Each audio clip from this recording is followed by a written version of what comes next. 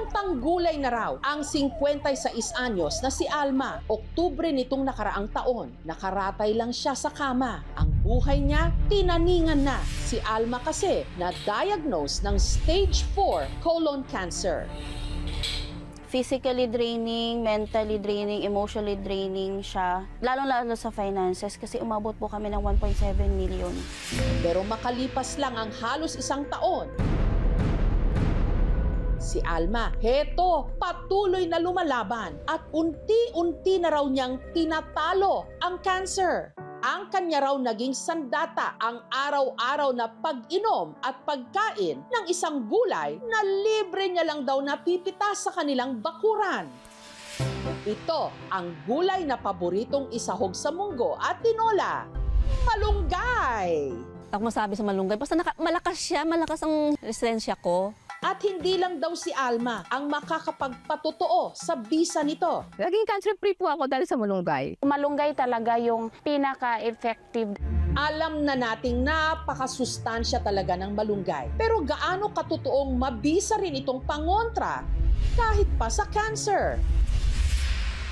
Dito sa kanilang tahanan sa Naik, Cavite, patuloy na nagpapalakas ngayon si Alma. Wala raw siyang iniinom na gamot at ang nagsisilbi na lang daw niyang maintenance ang araw-araw na pag-inom at pagkain ng malunggay. Kahit nga yung sapsoy na hindi naman dapat lagyan, nabubudburan ko ng malunggay yan. 3 beses sa isang araw rin siya kung uminom ng malunggay tea o yung homemade na pinakuluang dahon ng malunggay. Ang mga malunggay ni na Alma, libre lang daw na pinipitas ng kanyang anak na si Christine sa bakuran ng kanyang hipag. Kanya itong hinimay-himay, hinugasan at pinakuluan.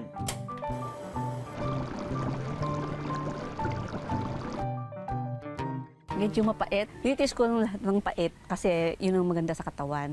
Setyembre nitong nakaraang taon, nung bigla raw bumagsak ang katawan ni Alma. Nawalan ako ng gana. Unti-unti ako nangangayayat. Suka lang ng suka. Sabi ko, naktalin mo na ako sa ospital. Sabi ko, ganun sa kanya. Hanggang sa nalaman niya na maliban sa kanyang diabetes, meron na pala siyang stage 4 colon cancer. Kitang-kita ko talaga sa ultrasound. Maliit pa sa butas ng lapis, yung dadaanan na lang ng pagkain ko. Nakatakip na yung mga bukol-bukol. Na-diagnose din siya ng 7 iba pang mga sakit. Pati baga ko, naapektuhan na, pati pantog, tinapyas na. Si Alma na-confine sa ospital sa loob ng mahigit 2 buwan. At kasabay ng paghina ng kanyang katawan, ang paglobo ng kanilang hospital bill. Sobrang draining siya kasi umabot po kami ng 1.7 million.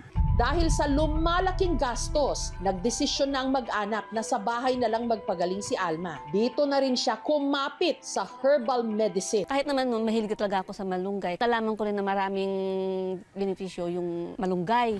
Matapos ang 1 buwan na wala raw mintis na pag-inom ng katas ng malunggay, napansin daw nila ang pagbabago kay Alma. Nanumbalik yung lakas niya, pati yung glow niya, parang mas gumanda pa siya kaysa sa dati. Ang kanyang colon cancer naman, unti-unti na rin daw gumagaling. Natigil yung pain na sinisigaw ko sa ospital. Yung pasalamat ko sa Panginoon na binigyan niya ako ng buhay.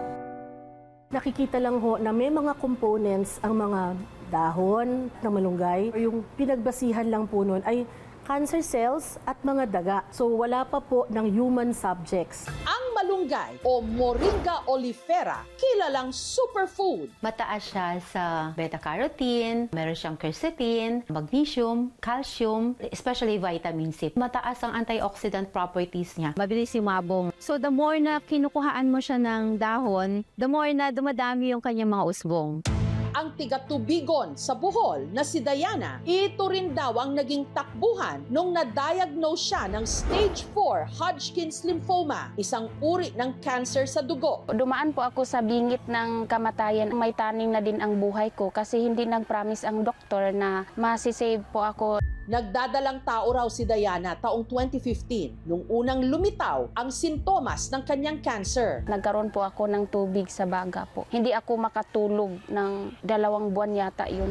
Kinalaunan, nakumpirma niyang ito nga'y cancer. Ang paggamot sa kanyang sakit, pahirapan daw, lalo't may sanggol noon sa kanyang sinapupunan. Nung mawala na ang aking lagnat, operation na para sa biopsy po. Chemotherapy kaagad. Ligtas namang naisilang ni Diana ang kanyang anak, pero dahil may kamahalan daw ang pagpapakimotherapy, kinailangan niyang maghanap ng alternatibong gamutan para sa kanyang cancer. Blend yung ginagawa ko sa malunggay. So yun yung iniinom ko. Nag-improve yung condition ko nung gumagamit na ako ng malunggay. Ang lymphoma po kasi ay cancer ng kulani. Ang treatment po sa cancer ng kulani, chemotherapy at saka radiation therapy. Ang tiga Muntinlupa naman na nagka-breast cancer na si Juvie, 8 taon na raw, cancer-free. Taong 2015, nung meron daw nakapa na bukol si Juvie sa kanyang kanang dibdib. Sabi niya sa akin ng doktor ko, tatanggalin lang natin yung bukol mo dito. Tapos titingnan natin kung may mga kulani daw ako sa magilid-gilid. Hanggang nalaman niya na ang kanyang bukol, malignant o cancerous pala. Stage 1A, breast cancer. Umiyak na ako eh. Sabi niya, huwag ka mag-alala, gagaling pa yan kasi stage 1A ka pa lang. Buti nga na-adaptan na ka. Kalaunan, siya'y nagpa-mastectomy, tinanggal ang buo niyang suso. Dahil naman sa takot at gastos, hindi na raw siya sumailalim sa chemotherapy. Pero nabuhayan daw siya ng loob nung nalaman niya na ang kanyang pinsan gumaling di umano sa cancer kahit hindi nagpa-chemo. Uminom at kumain lang daw ito ng malunggay, kaya ginaya niya ito. Kinakatas ko yung katas doon kasi isang kutsara, 3 times a day yun. Iilawin mo siya, ganon. Mula raw nung gawin ito ni Juvie, malaki ang kanyang ipinagbago. Walang Diyos. 9-year survivor na ako ngayon. O, di ba? Talagang naniniwala ako sa malunggay. Kasi gulat sa pool yan, talagang tumulong sa akin. Naging cancer-free po ako dahil sa malunggay. Pero mariing ipinapaalala po ng mga eksperto, mayaman man sa sustansya ang mga dahon ng malunggay at sa kabila ng mga testimonya o sinasabing karanasan ng iba, wala pa ring pag-aaral na makapagpapatunay na epektibo ang malunggay na gamot sa cancer. When it comes to fighting cancer, it cannot stand alone. Kailangan pa natin ng more studies para po makita natin, number 1, safe ba siya? Number 2, effective ba siya? Yun po ay supplement lang. Maaari po may benefit sila nutritionally, pero po walang evidence na effective po sila alone sa pag-treat ng cancer. Bagamat mayroong mga pag-aaral na ang malunggay talaga ay nakakatulong, punta po kayo sa doktor. Tingnan niyo po kung ano yung pwedeng maitulong. Sa isang bansang napakamahal magkasakit at kapos din ang libreng serbisyong medikal, hindi nakapagtataka na ang ilan sa malunggay kumakapit. Pero sana dumating ang araw na ang lunas sa ating mga sakit mas abot kaya, lalo na para sa mga nangangailangan.